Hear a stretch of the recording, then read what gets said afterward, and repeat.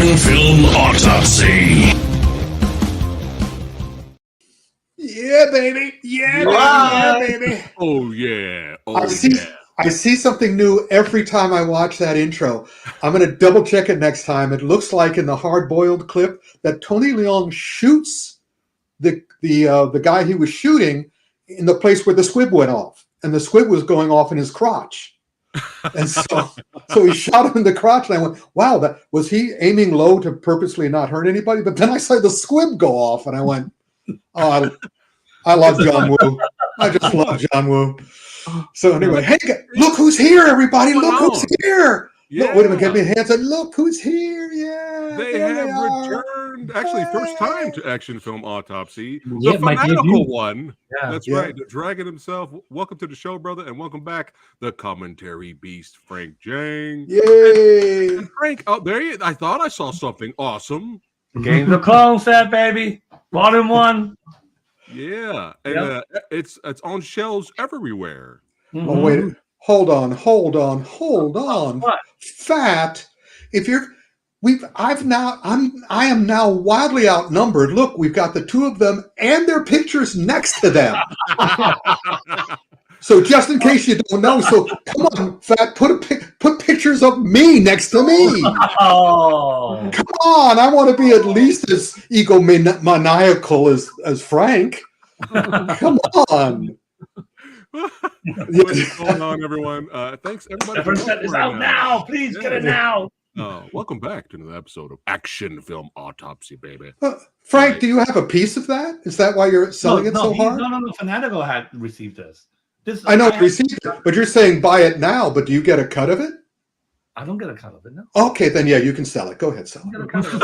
Now. Hold on. If we're going to do that, let's do this. Get it now. I got that book. Yeah. Oh, you do? You got it already? Well, I bought it from Amazon. I pre-ordered a long time ago. Yeah. Oh, that was very sweet of you. Yeah. Well, what's going on, everyone? We got legends watching right now. Brian Sanchez, what is cracking? Michael Gonzalez. We have Damo in the house. Good to see Blood Nail. Good to see everyone watching. That's right. We are back again. Another Action Film Autopsy with the one and only, that's right, award-winning author Rick Myers is here. Or award-whining. Award-whining. Award-whining. This is what happens when Samurai Guy creates a description for the video. I don't have my glasses on. But we are here with a plethora of awesome stuff to talk about. We only have Frank and Dragon for a little while. So, Rick, how do you want to do this? Do you want to have them talk about their stuff first? I serve at the pleasure of my friends, and and I know Frank has to leave early because you're going to do another commentary, right? Late night commentary, yeah. Yeah, so very late night. Morning commentary in your case. 11:05 here. Yeah, it's 11:05 here in Edinburgh. So yeah. Edinburgh. Oh, what a wonderful accent. Anyway, so we'll let you guys. We'll get you guys. Tell us what you saw and tell us what you thought of it. Okay. All right. So why don't you go first? Well, I guess the big one walled in. Okay. Have you guys seen The Warriors walled in? Yeah. Twilight. Sorry. of the Warriors. Yes. Twilight of the Excuse Warriors me. walled in. Or AKA 九龍城寨. yeah, Kowloon City Under Siege. Yeah, I guess Kowloon City under siege. Yeah. And, I mean, that's a literal translation. Yeah. and I'm assuming you guys haven't had a chance to see it yet. No, I'm suffering. I'm suffering. Rick, I don't know about Rick, but I'm suffering. You guys have seen it already. Never assume. I make Because an if you was, assumption. that's right. Because guess who I was talking to yesterday, and guess what? A bunch of screeners I got from whom I was talking to yesterday. Because we're planning something. We can announce. You see, I'm wearing this shirt for two reasons. One, we are going to talk about Doctor Who, but also this is from the Doctor Who shirt from San Diego 2023, and San Diego Comic-Con has said now that we can tell people when we have a panel. We just can't tell them when and what day. Okay. We have a panel. So we can now announce that We can now say that yes, we are doing the 27th annual Kung Fu Extravaganza, San Diego Comic-Con Kung Fu Extravaganza. So that's why I'm wearing this shirt. There you go. Ooh. Oh yeah. And we've already reached out to people. We already have a bunch of guests. I talked to Cynthia. Welco hopes to talk to Cynthia as well, Cynthia Rothrock. And all sorts of other people.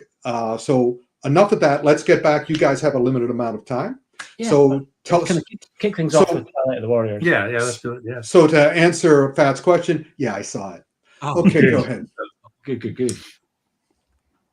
Go ahead, guys. But you guys saw it first, so tell us what you thought first. Yeah, Fanatical saw it first, so he go first. I loved it. I absolutely loved it. I think kind of maybe the best kind of Hong Kong action movie I've seen in the last 2 decades.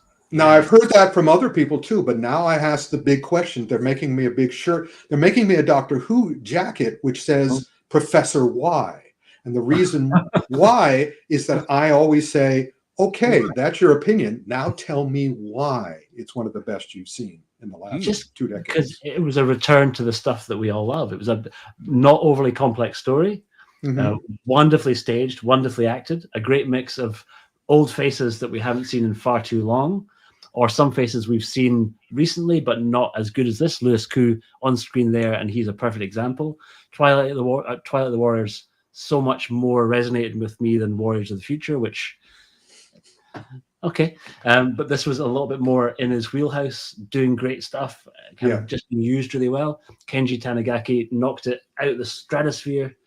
Choreography-wise, it's easily the best thing I've seen him do in Hong Kong, but also riffed on a lot of the stuff that he's done in his Japanese work. So you saw little beats of Rurouni Kenshin in the choreography here, little bits of what he did with Donnie in Sakura. It's kind of like his grab bag of greatest hits, all used and liberally sprinkled throughout everybody. And Philippine, phenomenal as the villain. Yeah, just amazingly good fun. Yeah, go ahead, Frank. Well, go ahead. Well, I agree. I think this was the best Hong Kong action film I've seen since Ip Man 2. Now, how many times have you seen it? Well, I've seen it once. Twice. You've seen it twice.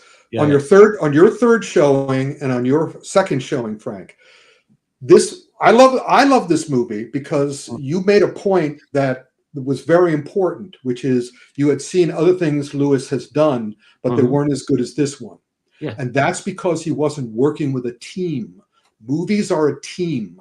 100%. And you look at Kenji Tanigaki's work on that last G.I. Joe movie was just dreadful because he had a producer who cut his work to shit. Yeah. That's not going to happen here. And Louis Koo, I've always loved him because he's like Dick Tracy. In all his other movies, he just goes blank. He can't help but act. But here, because he was in such a comfortable and supportive environment, he does some of the best action acting I've seen since Anthony Wong in Ip Man Final Fight. Wow. Those were two great because Louis Koo and Wong are not kung fu experts. They're not, they don't take the class, but they can act the shit out of kung fu. You just watch the reaction shots of Louis Koo in this movie, and every time he was on, and also because of his acting ability, he does the kung fu through his very character, and also Sammo is unleashed too. Yeah. Oh yeah. I mean, this is definitely Sammo's best performance since Ip Man 2. I mean, that fight with Louis Koo, I had tears in my eyes, and it was so great. I was like, it's almost like, wow, look at Sammo. It's almost like he's like 20 years younger now, doing that fight. Which, by the way, would make him 53. So, because he's at least 73 Yes, 73 in this thing. So again, we shouldn't give people the impression that this is wall-to-wall action, because it's not, right? And they took the time to make characters that you actually give a shit about, they invest in. So it's action with substance. It's action with heart and a bit of soul behind it. And a great production design. I mean, they really recreated the wall city. It looked just like the real one. It's all set, but it's amazing. It looks like it looks like the one you saw in like Long Arm of the Law. It's that realistic. Yeah. Wow. You can tell the difference between a movie that's done with love and a movie that's done for streaming or money. Yeah. So and I was having this talk with Wellgo USA because they were telling me about a certain movie that did very well for them, and I said, well, it would have done even better for you had it been better. And I maintain, and even we'll be talking about that in the rest of the show, that when you have a great movie, then you have a better chance of making a lot of money than you would if you didn't. And this movie is just, I mean, from the very first shot, it's like, oh, these guys care. These guys really care. Right. And it made me care. And yeah, wall-to-wall action is no good without, what do I always say? Have style, but also have substance. Mhm. Have eye candy, but also have brain candy. And then this thing is just like yum, yum, yum, yum, yum, yum, yum. And I also find it interesting that this is probably the first Hong Kong movie that features spiritual boxing. Yeah, in a long time. Since I guess what What? Gaolan, spiritual boxer in 1975. It's No. like, yeah.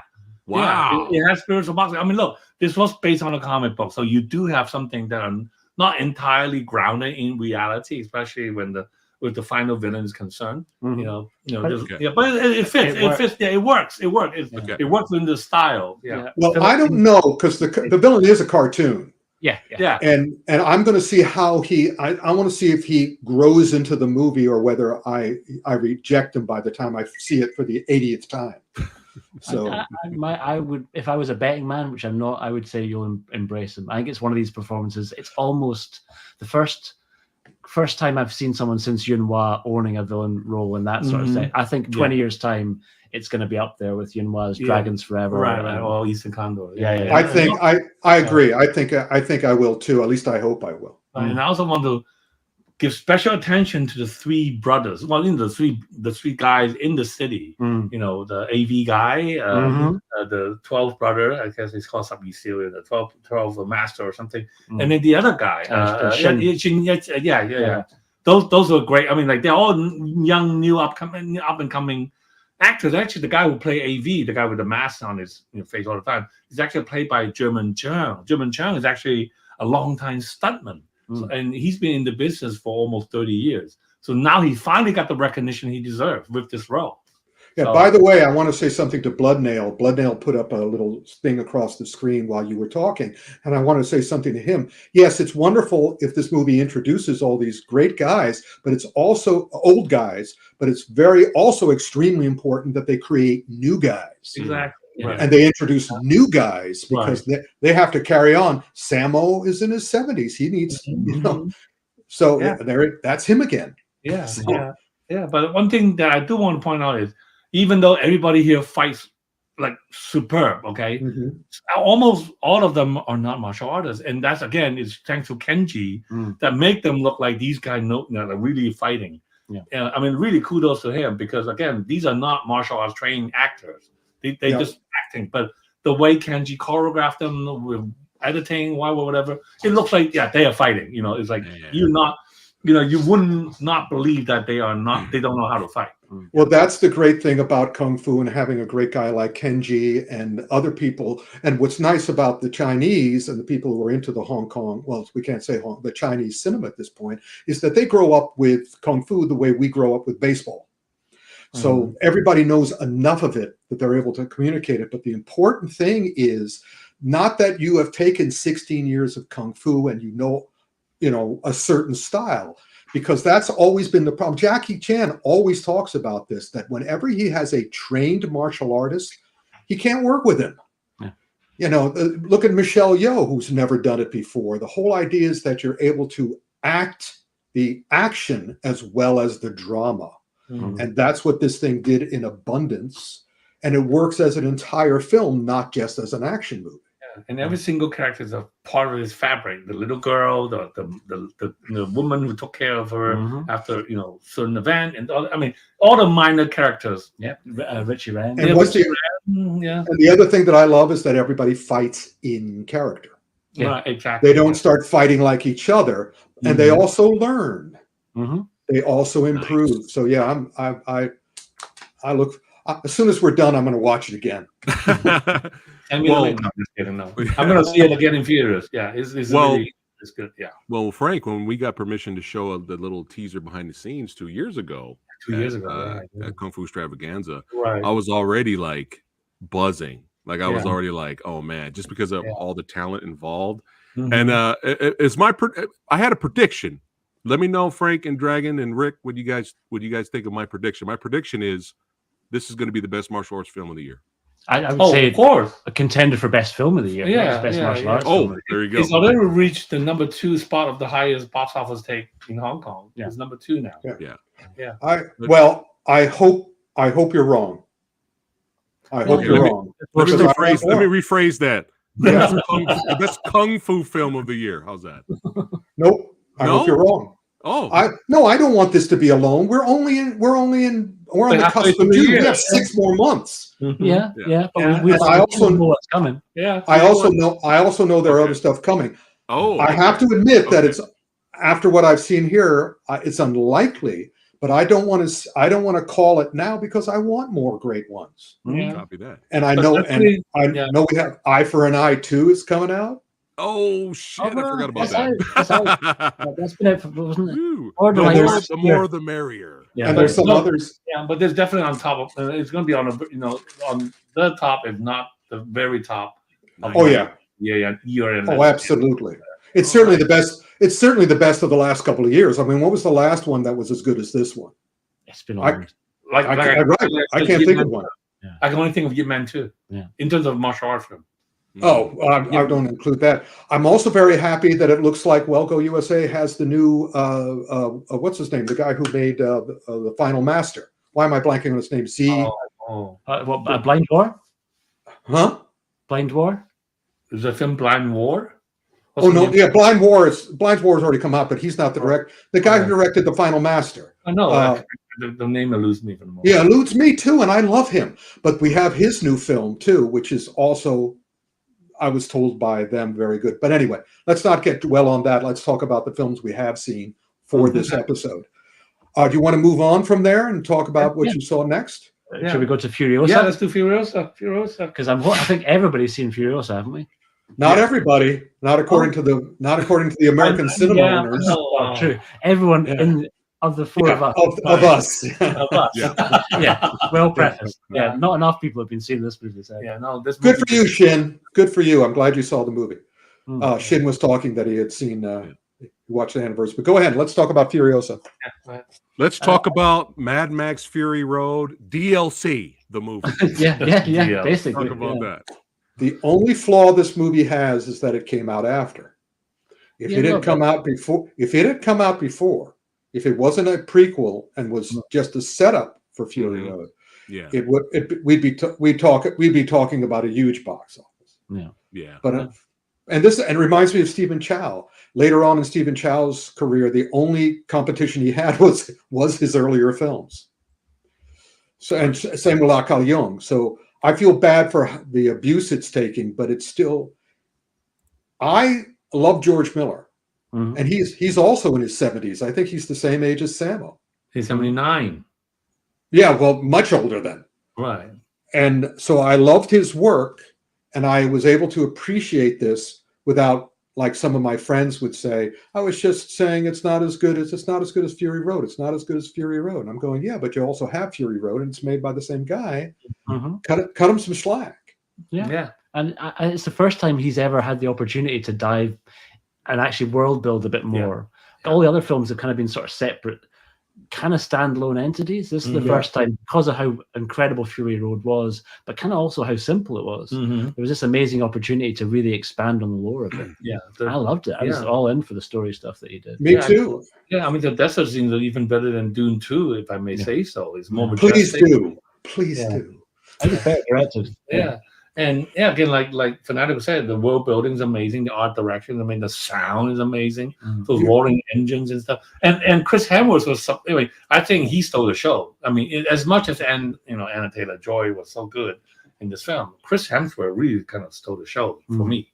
I agree. Oh, I agree, because even though she was good, she's not Charlize Theron. Right. No. Yeah. I find it really hard to pinpoint when it shifted from the kid actor to her. Because she was wearing a mask so much, I kind of didn't really notice the transition. Just at some point, I was pretty sure it was her. Yeah, there's maybe two actresses playing her. Yeah, well, no, suppose they use AI to change the young girl's face to make her look more like Anna Taylor-Joy. But yeah, I mean, obviously, the only reason this is not it's the only reason. I mean, let's put it this way: Fury Road was so great. It would be so difficult to top that. And so no matter how we view this film, it's not going to be as great as Fury Road. It's only because Fury Road is way up there in terms of greatness. I mean, but this is a great movie. But for me, you know, I see all the Doctor Who's, I see all the James Bonds, I see all the Sherlock Holmeses, so I see all the Mad Maxes, and and it's not as good. But the problem here is, well, not the problem is that the first weekend film goers told people that they didn't have to go see it, and that's a shame. And they should have been smarter and nicer than that, because it's like most films are down here. Fury Road was way up here, and Furiosa was just a little bit down. It wasn't, you know, so it's like, definitely go see it. It's still one of the best.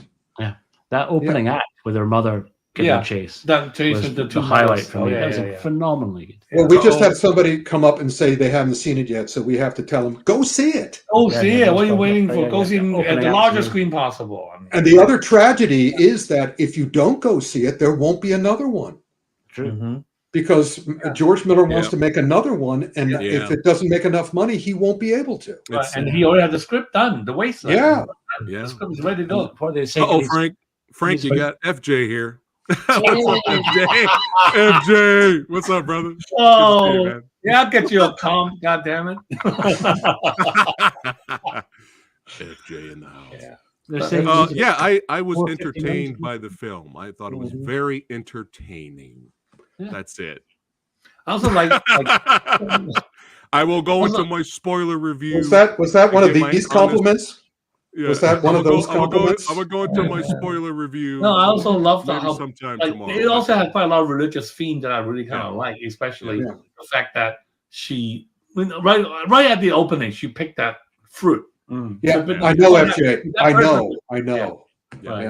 Yeah, I recommend it, and I found it to be entertaining. Phat, shut up. You're not convincing, buddy. Work on that Louis Koo acting, man. Work on that Louis Koo acting. The film actually kind of reminded me of a martial arts novel, like the way the story, because it's very martial art. It's similar to like the Kulong martial art novel, where the characters don't speak a lot, but when they speak, every word is important, especially in the major characters. So, but those action sequences, they're great. I mean, fantastic. Let's put it this way: it's worth seeing. No, definitely. Yes, it is worth seeing.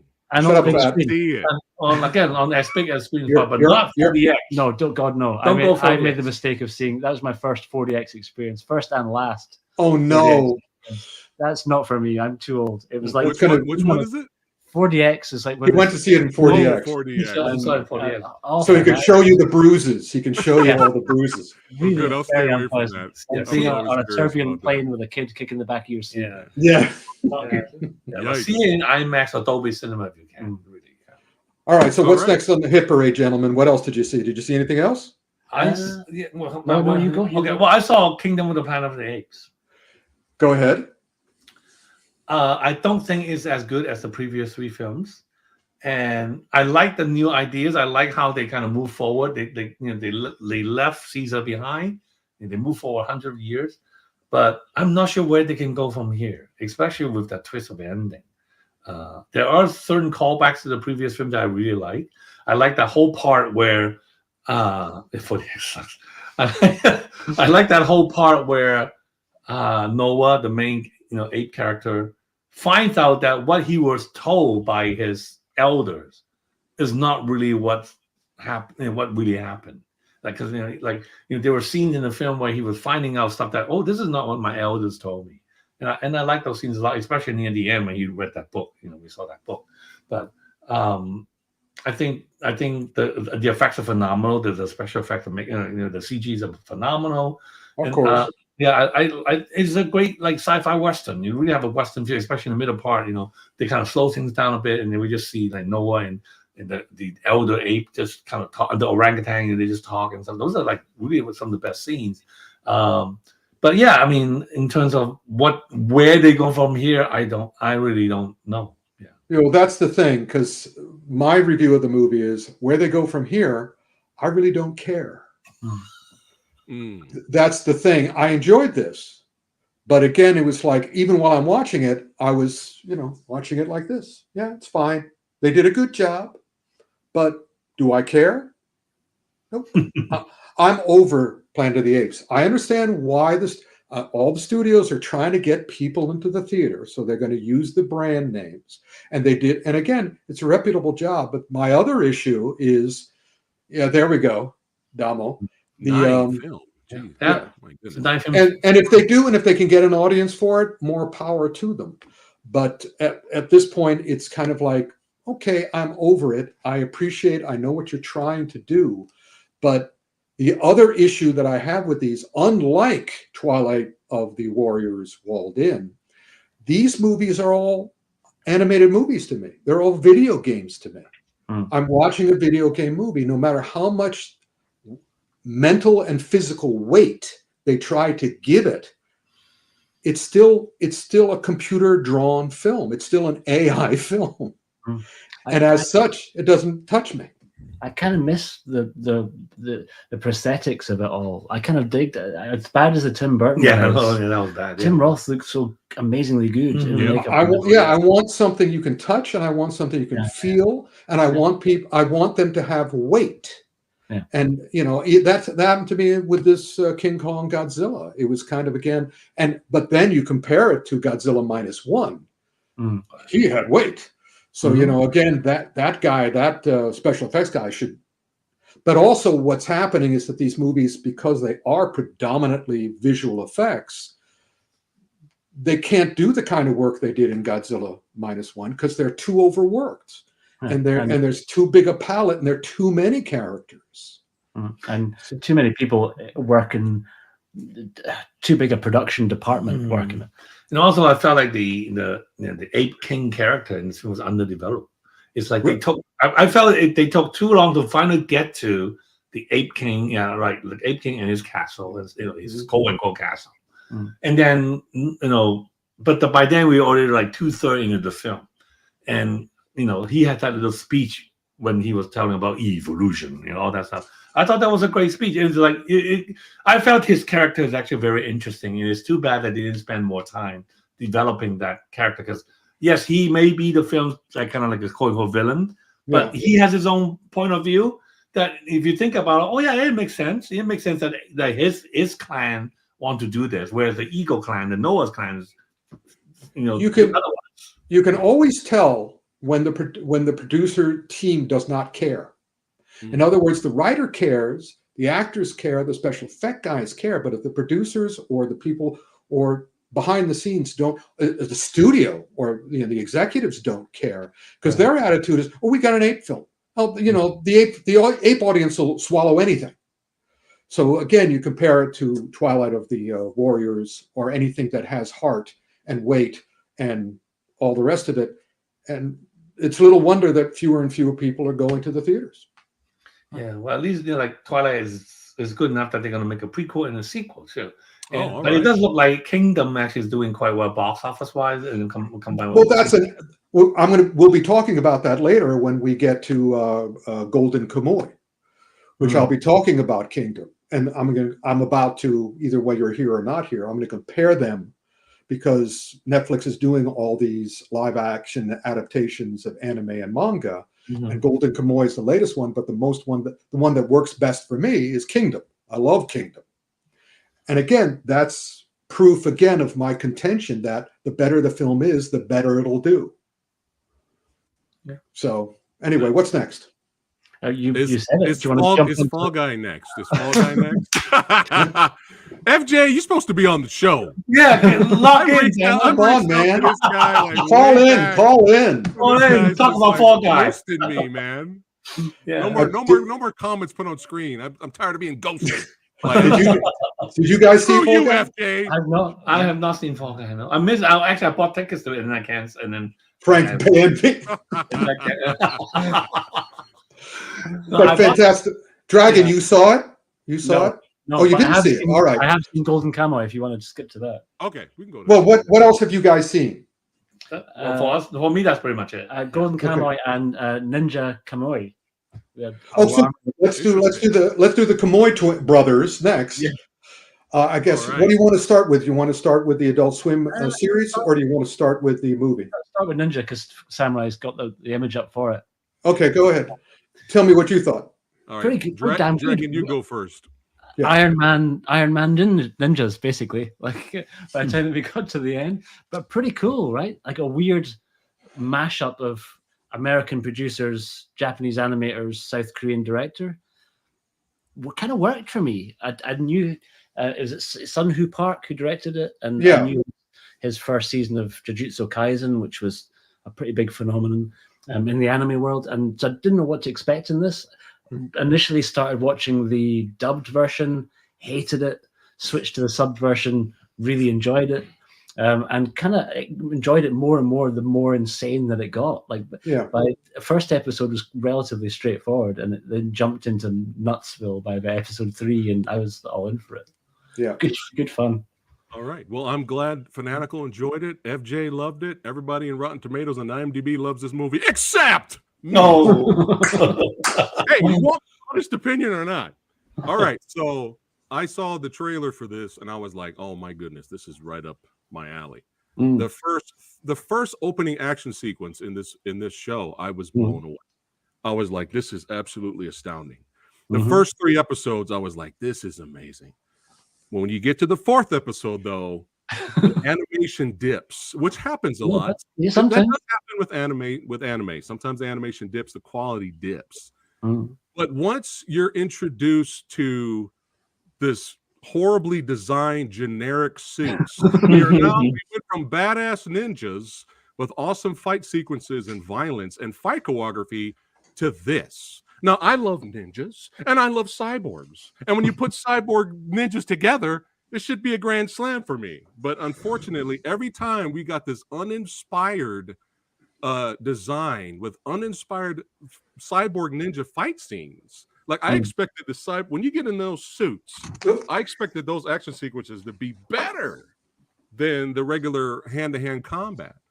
Here's an example right here.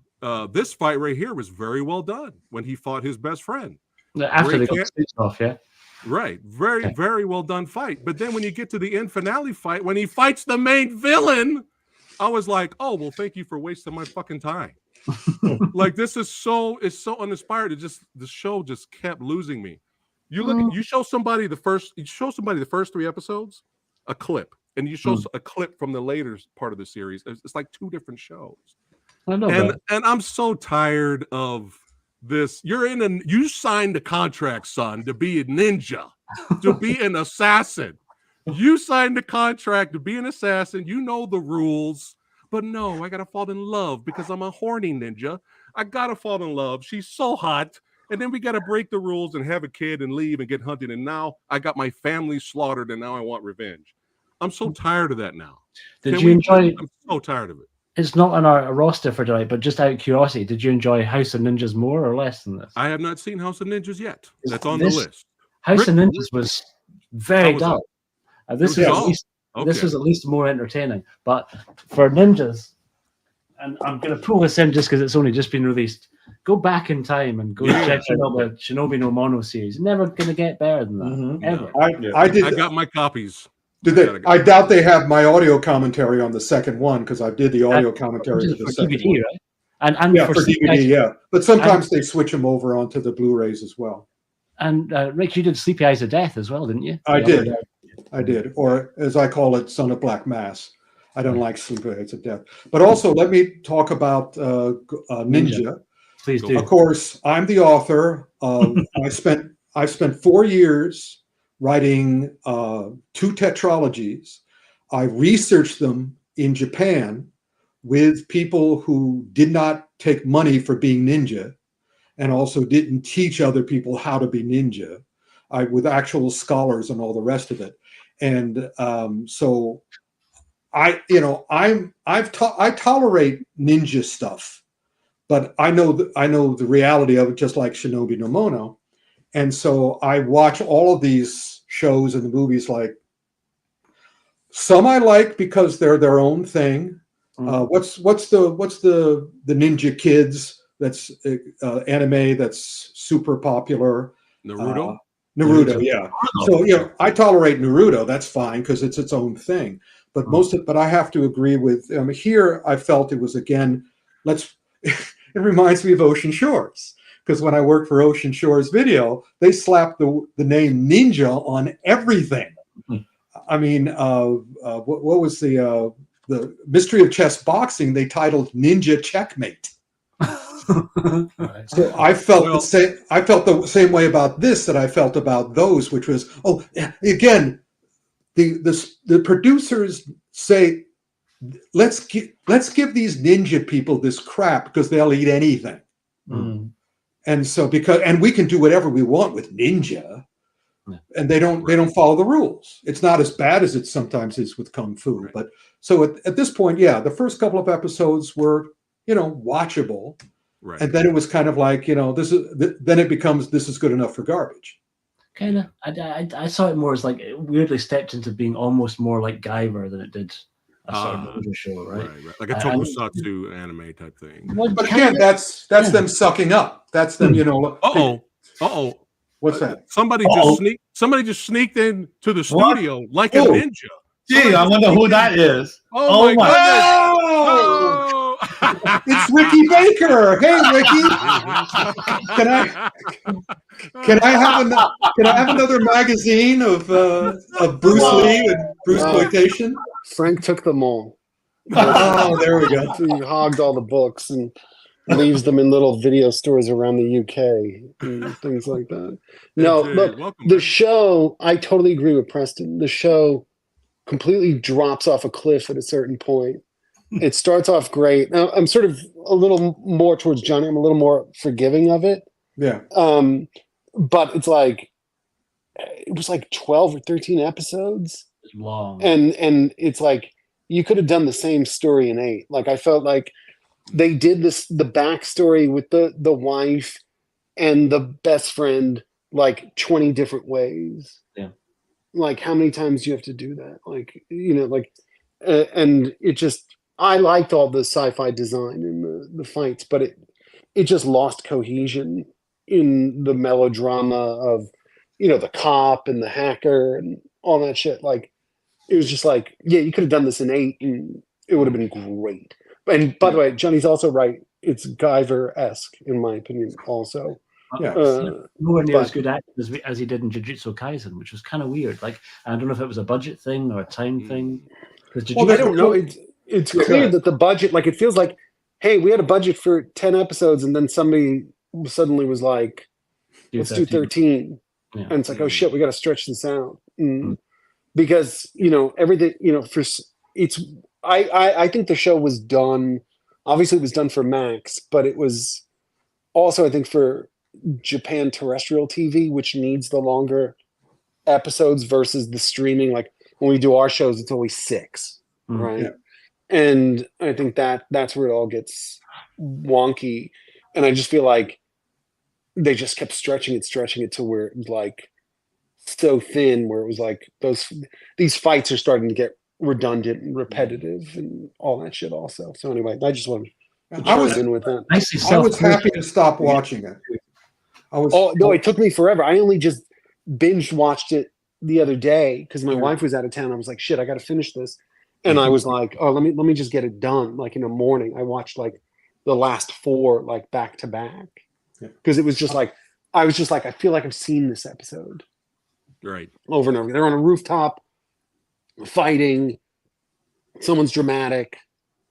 That's the end of the episode. I was like, okay, like his character never advances beyond that 4th episode. Like everybody else gets a bit. The cop gets a bit.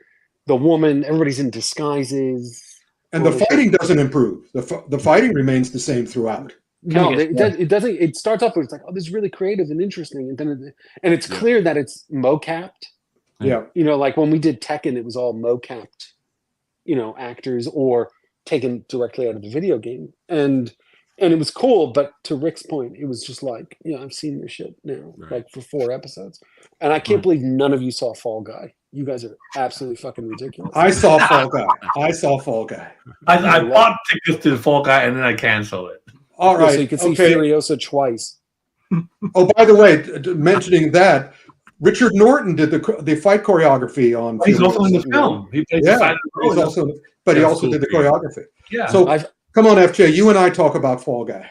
I really Well, I'm going to say it from the fan point of view and then the producer point of view.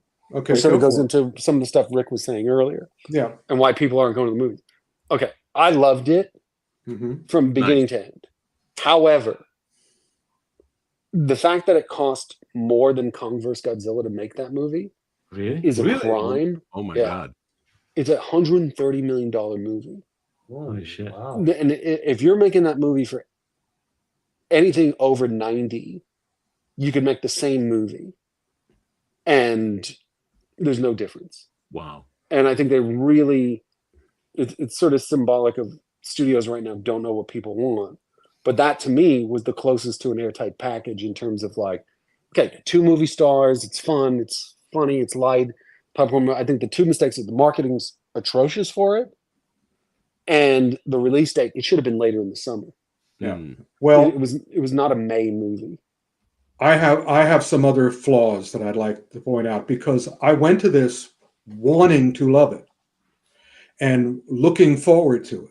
And I started watching it and I'm doing this and I'm doing this. And then I'm going, here's the deal. I've known stuntmen all my life. And I was on the set of the WWF Attitude Super Bowl commercial. I remember when you were doing that. Yeah, and I was hanging out with the stuntman who went out the window, the top floor of the WWF headquarters in Stamford, and went all the way down. And I've never met any stuntman as amazing, and he was just so open to me. Meanwhile, I had just in another stunt in that commercial, and you can see it on YouTube. Anybody who wants to see it. When The Rock is coming down the hallway, somebody goes through the window of the conference room. And that was a friend of mine who hit his side on the bottom of the window. And I had to take him to the hospital where they found out he had broken his back. Okay. And so after that, and the thing was filming all day. So when I found out my friend was safe, I came back to the set. I went up to the room, inside the room where the guy was going to go out. And he starts talking to me. And he was saying, oh, by the way, don't tell anybody. I have 2 cracked ribs. Don't tell anybody because I want this job and I need this money. And I said, he said, it's all taped up. They'll never know. And sure enough, nobody ever knew. The only person who knew was me.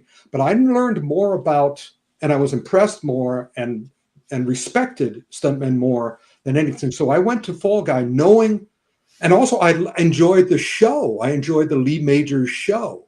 Yeah, but nobody knows the show. Except me. Except me. I know the show. I saw the show. And they know, and a lot clear. Yeah. And the makers of the show know we're the old show. farts now. We know. Yeah. And also yeah, Jay won't handle this, so he's left. But anyway, there we go. Oh, there we go. Hey, buddy. Hey. But in any case, I knew the pedigree on this, and the people who made the movie know the show. They decided, in their wisdom, this group that made the Fall Guy knows more about stunts and stuntmen probably than anyone else in the world, and they could have made a really excellent movie that would make the audience really care. I thought the whole idea of this movie was to finally convince the Academy of Motion Picture Arts and Sciences to give an Oscar for stunt work. Right. But there are 2 words that came to mind as I kept watching this movie. I had it written down here. I don't want to forget the 2 words. It sucks? No. I would never do that because it doesn't suck. It's just not. It's not nearly as successful as it should have been because it is both superficial and artificial. If they had told a real story of a real stuntman using real stunts and tried at any moment during the entire film to show what it takes, to show the bones that are cracked, to show the backs that are broken, to show, they allude to it at one point, but there's not a single character in this whole movie that's real in any way, shape, or form. And neither are the stunts. That's the other things that always bother me about stunts in movies. When there's a stunt in a movie, I want to know it's a stunt. And I can always tell when it's not, because the stuntman, when he's about to do a move from a car onto a truck, he'll fake that he slips. And I can always tell a fake slip from a stuntman. It looks fake. They're just sort of like trying to, they're expecting the audience to go, oh, he slipped. And all we do is just, this guy doesn't know what he's doing. So they could have put the truth behind everything. They could have used the exact same plot, but they could have made everybody real, not these satire, what's the word I'm looking for? Vaudeville. Caricatures. They were Caricatures. And not believable caricatures, not really good caricatures, not Mort Drucker. They were just, really amateur. So by the end of this movie, I was just sort of like, you guys have blown this. And then when I saw how well it did in the studio, it shows me again, because for years I would work in movie theaters and I would go to movie theaters and I would always have talks with the audience coming out. And I was always fascinated by the audience, most of the audience, the majority of the audience, not knowing why they didn't like it, but they didn't like it. And then I tried to figure that out, and I found out it was, again, style and substance, mind candy and eye candy. And if you just give them one, and especially the lesser one, the easier one to do, they're suddenly not going to tell their friends to go see it. And so I was watching this and said, they had it in their hands. All you have to do is take it seriously. It doesn't have to be serious. It can still be funny, but it has to be honestly funny, not fake funny. So the stunts weren't even good?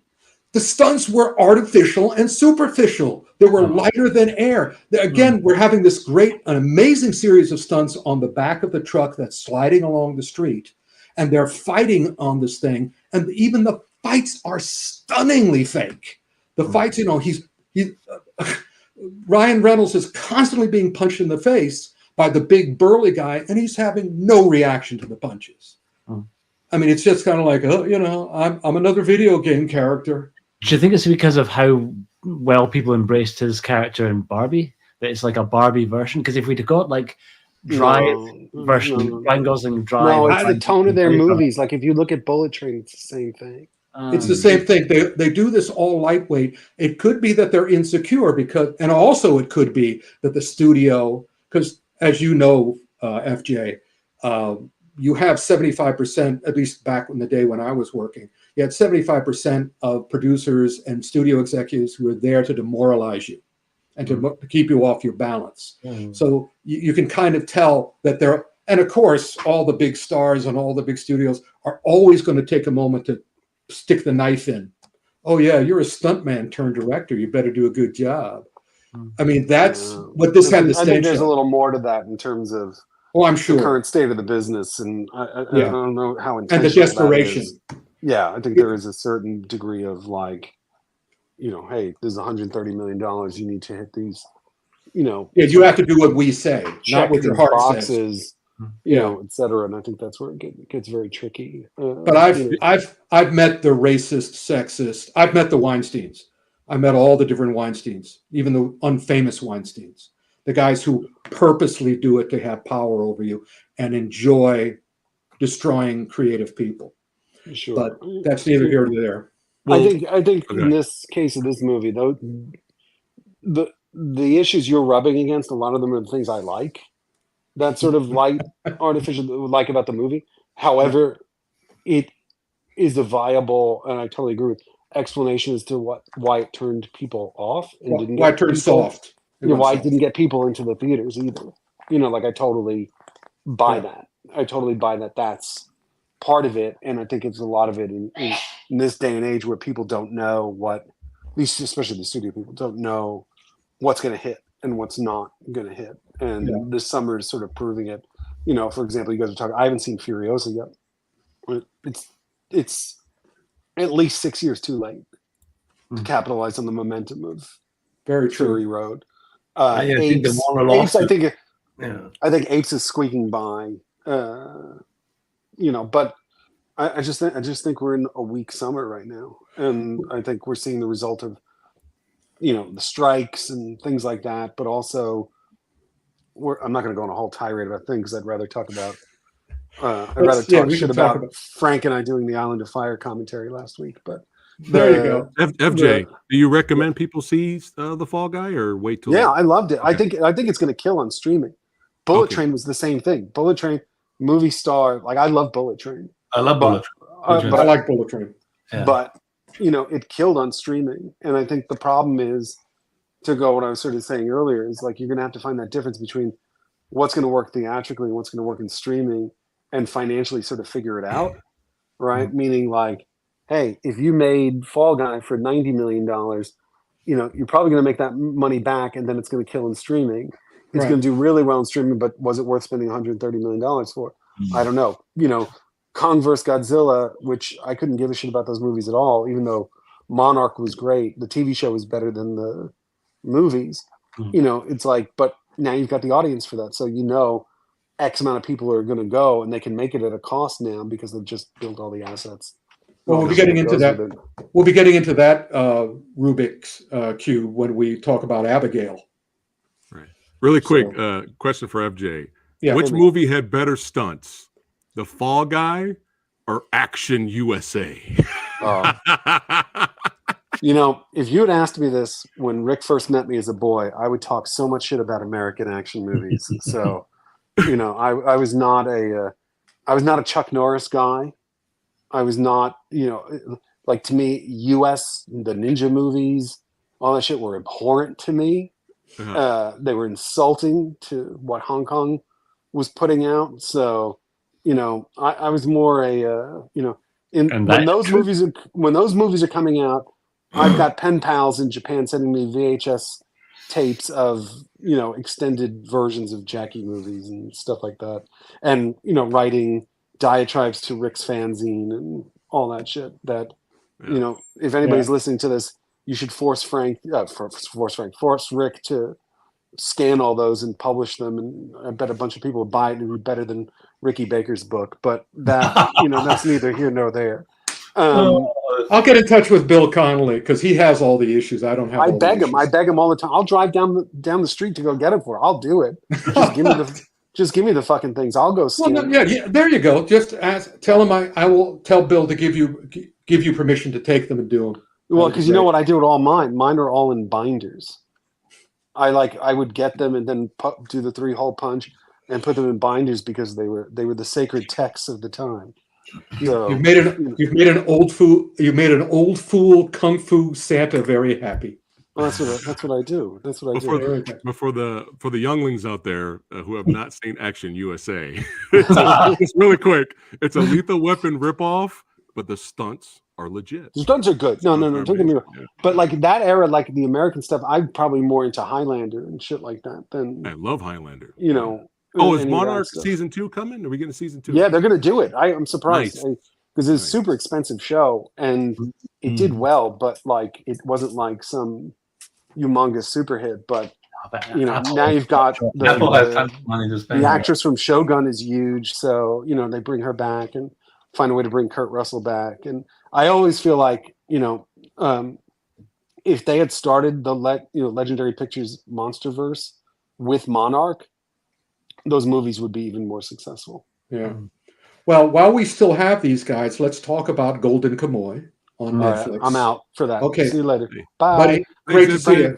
Frank, get my comps. Bye. Bye. Bye.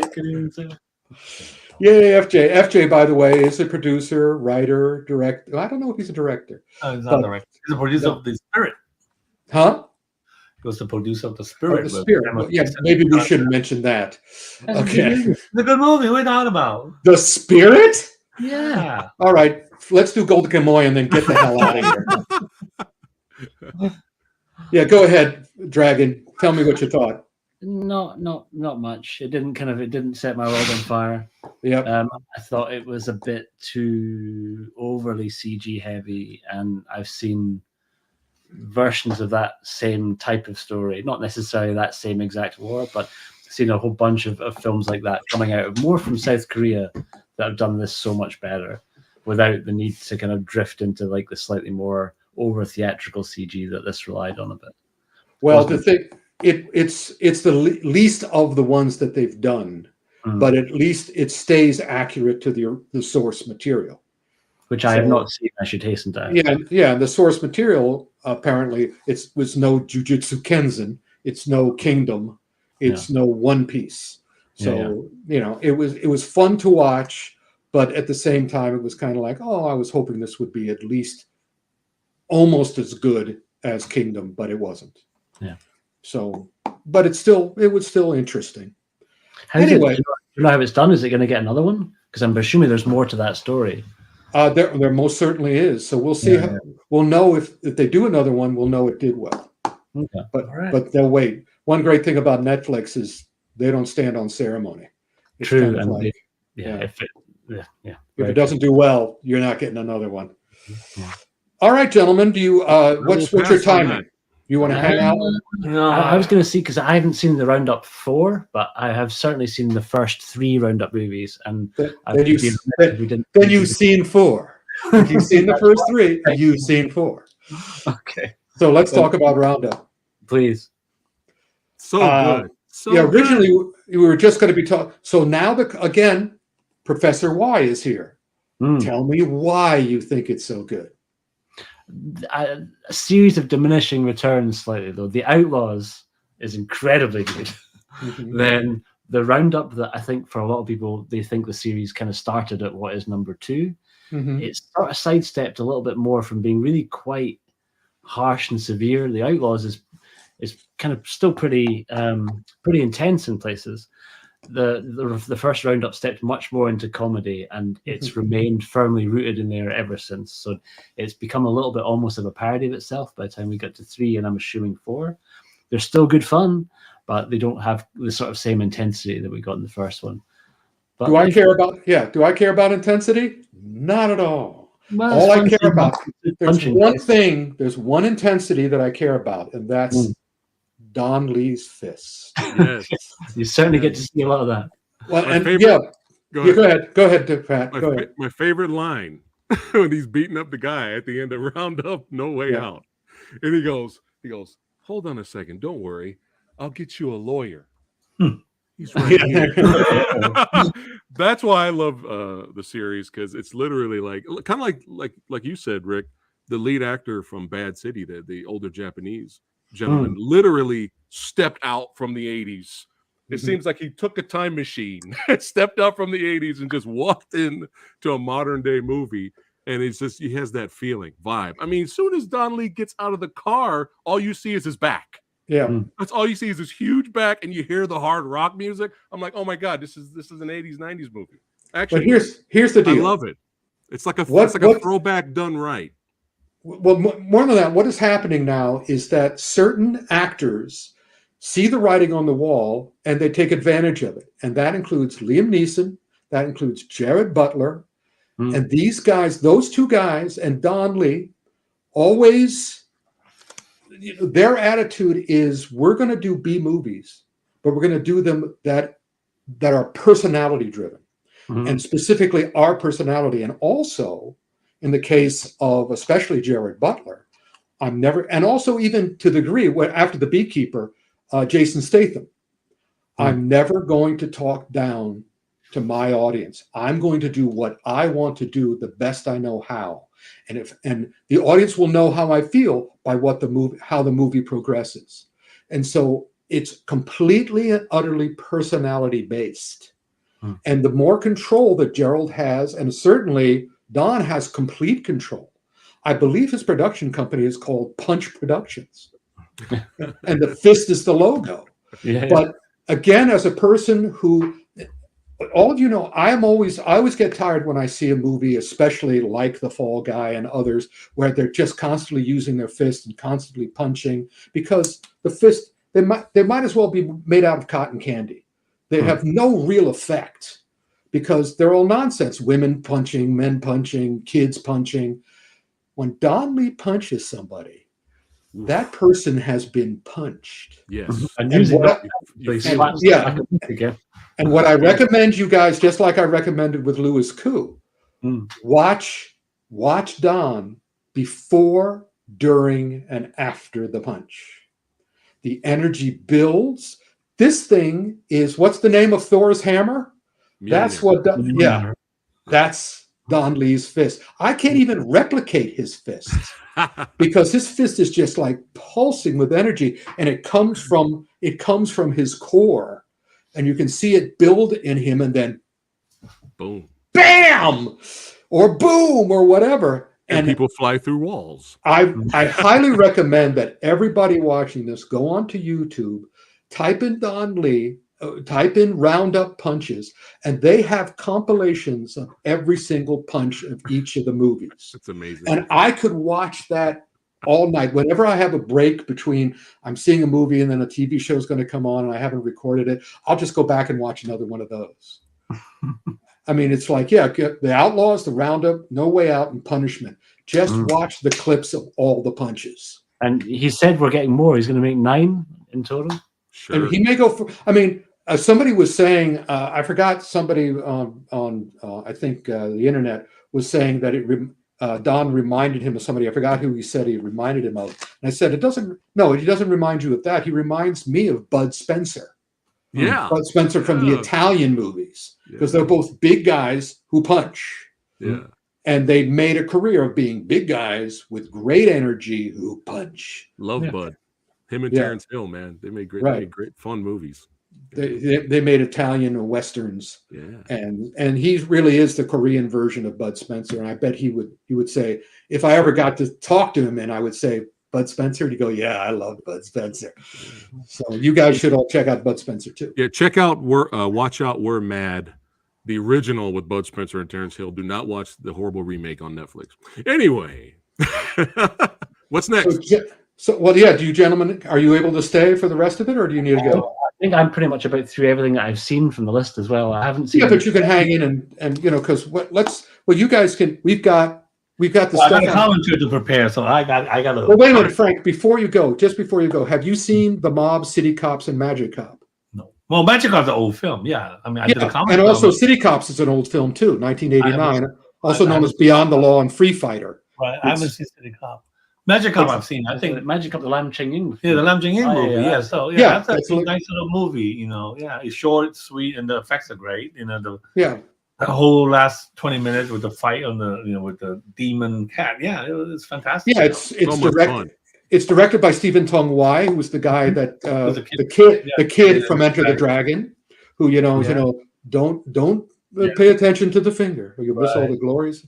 And also Lam Ching-ying and Sao Ho did the choreography. Right. So it was a cheap movie. It was filmed, I guess, what was it, filmed in the Philippines or Thailand or something? Oh, it was filmed in Hong Kong. It was filmed? It looks incredibly cheap. But it was a low budget film. It was a low budget film. But it's still great. It's on Haya, as is City Cops, which is an extremely rare Lau Kar Wing movie with several titles, Beyond the Law and Free Fighter. And it has Cynthia Rothrock in it. But mostly, sadly, it's the comedy from those guys, from the guys in the back. But it's a classic second feature on a double feature that I used to see at the Music Palace in Chinatown, New York. It's not a great because it's got 15 minutes of fights, 10 minutes in the beginning, 10 minutes at the end, and the rest is really bad comedy. And it's done cheap, but it's a thrill because those fights are still so much better than virtually anything else that's being done today. And Michiko is in both films. Both of them. Michiko Nishiwaki. Yeah, she's great. Great. Okay, Frank, you can go. Have a wonderful. Dragon, you can get ready. You can prepare and have a wonderful commentary, buddy. Thank you, Frank. I mean, Kaneko can stay. Yeah, awesome. Until next time, Frank. Yeah, great. Yeah, move your chair straight. Oh, yeah, there you go. And where's your documentary, Frank? Pull that up too. Oh, documentary? Oh, come on. You bought it. You pointed out enough. Don't just advertise other people's stuff. Advertise yours. You send it. Bring it anyway. We'll continue. All right. So we did. I'll talk about The Mob. The Mob is the new movie, the big new movie of the month on Haya. The streaming service, and it is a great example of what even the incredibly cheap China movies are doing nowadays. Beautiful sets, beautiful wardrobe, beautiful photography. There we go. Yay! Well, this is actually available in the UK only. I mean, the box set is not available in the UK yet, but you can purchase it from Severin's website. It's region free. This is region free. It's available in UK now. Individual copy available in the US in June. So, but very good. Which is by the way tomorrow. What? Yeah, true. June is tomorrow. It's already June here. Yeah, there we go. All right. So, all right, back to the mob. Good to see you, Frank. Until next time, brother. All right. Get to Beaston. They apparently, yeah, there you go. They apparently wanted to do a crime mobster versus mobster movie with the mob, but it is not done well. I mean, it's beautifully well done, but it's not involving. There's no martial arts per se, and the gun work is not even gun fu. It's not really good fu. It's just guns. Okay. And as such, and it has that wonderful Chinese ending where the hero wins and says, "I will not allow any drugs into this country." And it was kind of like, and I went, all right, I waited all this time for that. So I would recommend you go to a better crime film on Hi-Ya. But, the mob is there, so it's worthwhile because it's there free. All right, so we did the mob, we did City Cops, we did Magic Cop. Now we can jump onto Netflix and we can do Atlas and Heart of the Hunter. Do you know about either of those, Dragon? I'm aware of what Atlas is, but I haven't seen it. That's the Jennifer Lopez. Yes. Robot jocks. It's yes, it's terribly great. Okay. I was going to ask you that. Is this good? In other words, it's unfortunately it's a Netflix movie, so it is 2 hours long. This would have been an awesome movie at 75 minutes. It might have been even a good movie at 90 minutes. At 2 hours, it's like, oh, guys, you blew it. Because I'm telling you, the last half hour is great, but you have to wade all the way through.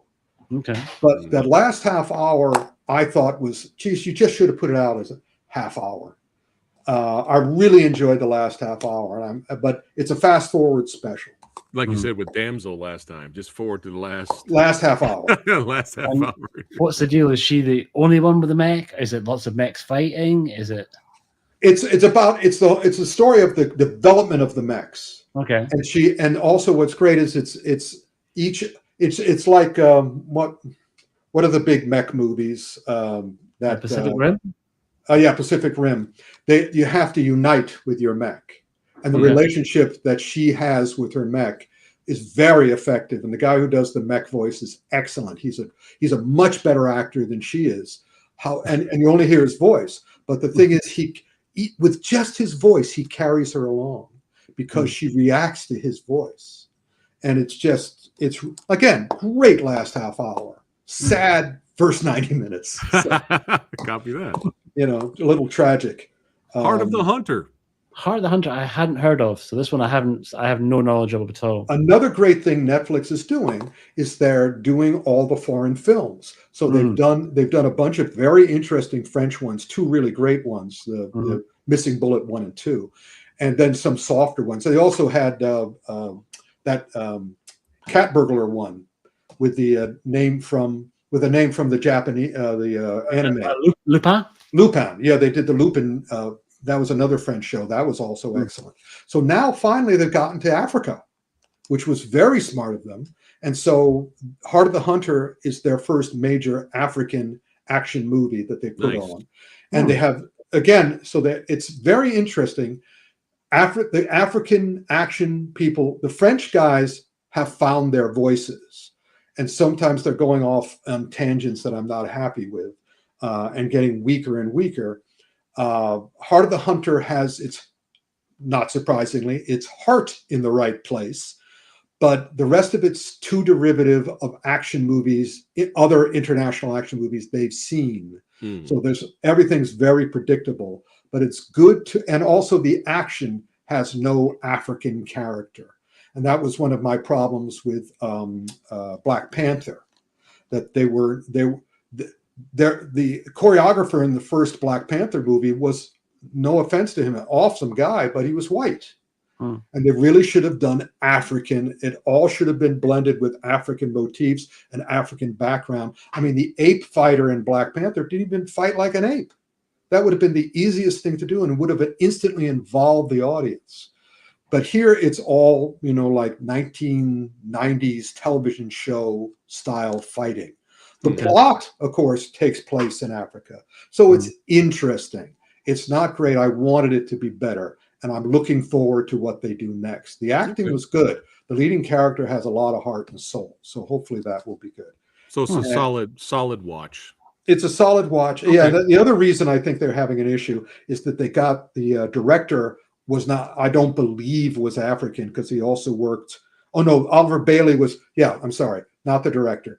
Oliver Bailey was the choreographer, and he worked on Mission Impossible and The Mummy and Edge of Tomorrow. 3 Tom Cruise. They got him because he's worked with Tom Cruise, and it's like, no, we don't want to see Tom Cruise here. We want to see Africans here. And we want to see their character and their heart and their minds. So it's worth checking out if you got something to do for the first 90 minutes of Atlas, you can watch Heart of the Hunter, which is not too long. And now I think the only thing we have Abigail and then Doctor Who. So what do you want me to do first, Abigail or Doctor Who? Do Doctor Who. Doctor Who. Do Doctor Who. Do Doctor Who. Well, of course, I love Doctor Who. I was an early convert. I was one of the first American writers to write about Doctor Who when it showed up on PBS in 1975. And I've met almost all the Doctor Whos and have pictures with them.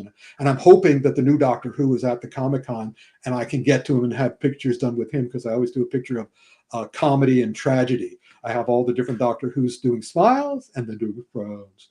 So in any case, 2 different pictures. So hopefully we get to him. The last series was tragic. They had a producer who had no idea how to write science fiction or fantasy or apparently anything at all, even though he had done a good detective job. He didn't do a good Doctor Who. So we have a new Doctor Who. We have the original Resurrector from 2004 or whatever it was come back. And I'm still concerned, but not as concerned as I was when I first saw it, because they showed the first 2 episodes, which was very smart of them, because it reminded me of how they introduced Roger Moore as James Bond. The first 2 Roger Moore James Bond movies were weak, were very weak. They did not know how they wanted to approach the new James Bond's character, so they tried all sorts of things with Roger Moore, and it did. And The Man with the Golden Gun and Live and Let Die. Live and Let Die were, just blaxploitation and kung fu and exploitation. But with The Spy Who Loved Me, the third Roger Moore James Bond, they found his voice. They knew everybody was pushing in the same direction, and that was the best Roger Moore James Bond. The third episode of the new Doctor Who is exceptional. It's one of the best Doctor Who episodes ever made. It ranks up there with the best. Wow. And that, in the light of that, and the very, very, very cunning behind the scenes stuff that they release afterwards to give you more and more information about what they were thinking and why they were doing what they're doing, each of the episodes have taken on a greater dimension. Right after this, I'm going to watch the new episode. Last week's episode was one of the most challenging episodes they've ever done, because I spent the first time watching going, what the F is going on? And why? And that makes no sense. And why are you doing that? And I was really afraid that this whole season is going to become Lost. The show Lost, the TV series Lost, because TV series Lost had all questions and no good answers. They had great questions, no good answers.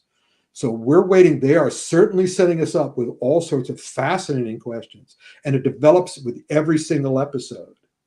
So I'm wearing the shirt. I'm looking forward to it. I'm hoping it turns out to be what Lost should have been. Me too, Nate Doggs. In any case, so yeah, I recommend it. But again, next month, when we do the action film Autopsy for June, it'll be more important, because by then the series, the first season will have finished, and I'll be. And just look at my face. If I'm wearing this shirt upside down, you'll know what the problem is.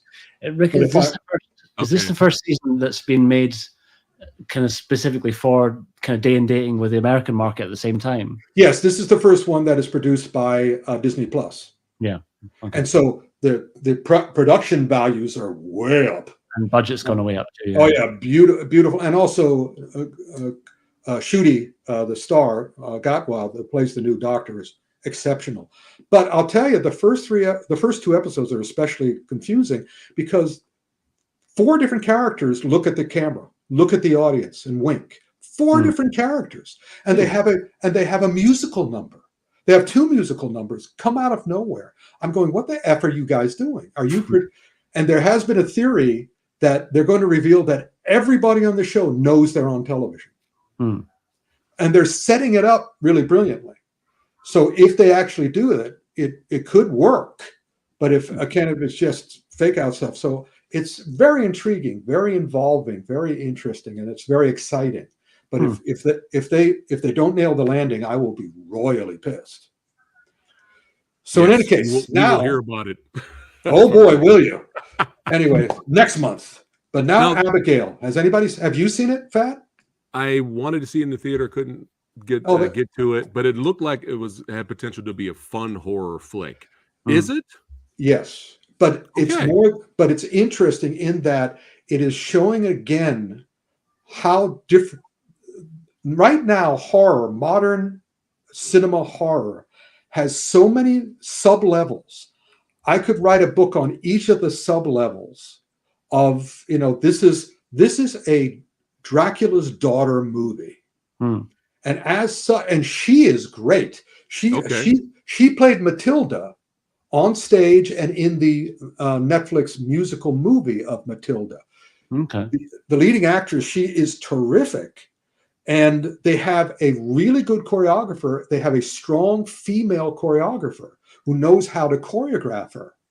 So again, it takes on extra mention. And when I first watched it, I sort of, this is how I watched it. This is the first half hour. This is the next half hour. This is the last half hour. I'm just going, it's really satisfying. All right. And everybody's great. The most interesting thing about it, and I kind of dug it, because I hate the modern horror movies that torture an innocent person and at the end the villain wins and the villain comes back from the dead. I hate those movies. This is the first one I think I've seen since I think it's Don't Look Out, Don't Look Now, or Don't Look. No, it's not Don't Look Now. It's the one where the two crooks are trapped in the house of the blind man. Oh, Don't Breathe. Don't Breathe. It's the first movie where there's nobody to root for. Yeah.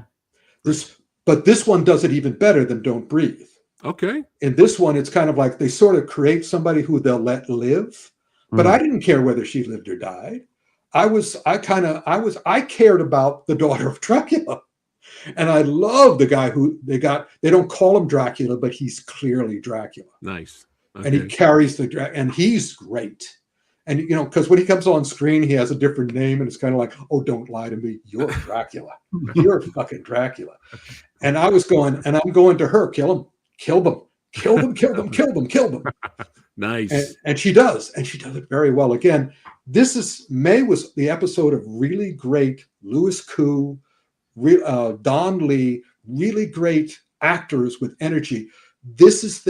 And it's funny, back here, you'll see this was the thank you note I got from Walt Disney Animation Studios, where I did a lecture on Kung Fu and the art of screen action.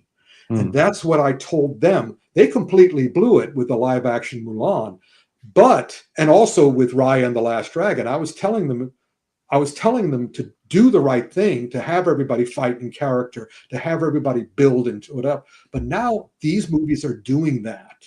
And I'm saying, yep, you found the key to the future. Let's not have all these movies be these empty action movies, empty movement, I call them, and where everybody can be punched 1,000 times and it has no point and no purpose. Mm-hmm. Or porpoise. It has no porpoise either. Yeah, let's make like Twilight of the Warriors. Let's make and like Don Lee, and that's the yin yang of the punch. Don Lee and Wall Din are the yin yang of punching. Mhm. Every single punch counts and means something, whether you know it or not, because you come out of the theater going, that was great. And I'm sitting behind there watching you go, I'm standing behind you going, yes, you don't know why it's great. I know why it's great, but at least you know it's great. And you also know why Fall Guy isn't as great and why Planet of the Apes isn't as great, because it doesn't have the substance. But anyway, I do go on, don't I? That's why you're here, Rick. That's Rick, right. I would love to hear your thoughts on Late Night with the Devil. I would love to hear your thoughts. I started watching that, Yeah. but I didn't continue because I knew what was going to happen. Oh, there we go. All right. What happened is when I start watching something like that, I instantly go onto Wikipedia and I read the plot. Because ever since what was it, Alien Covenant, I swore that would be the last movie that pissed me off. Don't make Rick mad, because it ruins his month. I'm still not over Alien Covenant. What a hateful movie. Huh? Yeah, neither. Hopefully, Alien Romulus will make up for that. No, it won't. I won't see it until I know the plot. Okay. But also, because again, that's going to be a horror one. And also, I was on the set of the original Alien. I don't need another knockoff of Alien. I did the official tie-in magazine of Alien. I met everybody on Alien, and so it's kind of like. I don't think it's going to be a knockoff. I think it's going to be. Well, I hope you're right. I think it's going to be an attempt. I think they're going to do to that what they did with Ghostbusters. The original Ghostbusters is one of my favorite movies of all time. It is so beautifully put together. That's a jigsaw puzzle. Everything fits, everything works, everything builds. These last two Ghostbuster movies were insultingly awful. And Bill Murray is there, and you can see it. There's a look on Bill Murray's face in the movie going, no, he's going, I'm here for the money. I'm only here for the money. Because what's his name? Kamal Nanjiani says something, and I instantly looked over. Kamal Nanjiani goes, oh my God, we're all going to die. And I instantly looked at Bill Murray and go, tell him, Venkman, tell him. And what he should have said, yes, we're going to die. We're all going to die. We all die. But guess what? You know what ghosts are? Living proof of life after death. So what are you worried about? But nobody says shit. They just sort of like go, oh, ghosts are scary. Ghosts are proof of life after death, you idiot. And the only thing we have to be afraid of is death. And guess what? It's not going to matter. We're still going to die. So death, the key word of today's. As my dad always said, you might as well be frightened of that tree for all the difference it's going to make. So you know what I do? My lesson was, I have one life. I'm embracing it. I love it. I found out the secret of life. Love every second, no matter what. Because you're not going to have that second again. And there's a way to do it by just opening your mind. Just go to meet your mind, internally explore. When you're lying in bed or you're just sitting there, just let your mind wander. Let your mind show you all the different things up there, all the different things inside there. And also, I told you my dad came back from the dead. He did, and showed me there was more. But what I always do to other people who worry about that sort of thing, I bring them outside and I say, at night especially, I say, look up. And even during the day, look up. And then do some research of how big the universe is and tell me there's nothing more. Go ahead, I dare you. So anyway, that's the message you guys should take. Enjoy. There you go. Enjoy. That's right. And how do you get more enjoyment? Well, you got to subscribe to the Fanatical One, baby. That's right. Click on the link below. That's right. It's got an awesome channel. There we go. Awesome channel. That's right. Subscribe to the legend of the Fanatical One. Follow Frank Jang. Follow Rick. All the links are in the description box below. But before we wrap it up, we got to do Rick's picks, Rick's recap. Excuse me. Yeah, but also, since I've given you a piece of my mind, I also want you to get a piece of me from elsewhere. But I think you're going to show that, aren't you, later? Which one? The video. Piece of Rick? Yeah. Here we go. You don't have to show. You want a piece of me? You want a piece of me? You want a piece of me? Oh, you want a piece of me? You want a piece of me? You want a piece of me? You got it! Get a piece of Rick. We still got some amazing stuff there. Just do a lot of research. Links are in the description box below. Links in the description. Check out but now, the store. A lot of cool stuff. Now we have to do the thumbs. I have to again figure out which thumb I'm doing. This thumb. You can do it with us, Dragon, on the ones you've seen. All right, we do the thumbs up. This is for people who just came in late. Rick's recap. We're going to start with the mob. Rick. Okay. Middle of the road. And unfortunately, you're blocking Dragon. You can't sort of get to the side. I think. Go to the other side. Go to the other side. No. Yeah, there we go. And just you can see you get your thumb in there. There you go. All right, so the mob is in the middle for me. I'll put him up there. There you go. Cover you up. Yeah. All right, City Cops. The fighting good. The fighting good. The rest of it, the comedy not so good. Magic Cop. Magic Cop is fun. Yeah. Almost a full thumbs up. Yeah. Yeah. So far, Doctor Who. So far. Hoping. Well, let's put it this way: the third Boom. The episode is called Boom. Okay. That's one for the ages. Last Doctor Who I watched was Tom Baker. Good choice. Very good choice, sir. In a while, I'm not in reruns. Hey, listen, if you ever want to catch up, I've made a list of the ones you should see from all the new guys, and it's only like 1 or 2 episodes a season, so you'd be able to go through it in a heartbeat. I was intrigued to see Capaldi. I like Capaldi. I love Capaldi. Unfortunately, he was sabotaged in his second season by the studio, who said, "Oh, nobody wants the old man, so concentrate on the girl." But his last season, when he comes out in medieval times on top of a tank with a electric guitar and starts playing, because he worked with Craig Ferguson in a rock band when they were kids. The final Capaldi season was exceptional. But anyway, go ahead. All right, next up. Jenny from the Block. Last half hour, rest of it. Okay. Actually, the rest of it was kind of like that, but the last half hour was like. All right. Heart of the Hunter has its heart in the right place, but it's not great. Golden Kamui.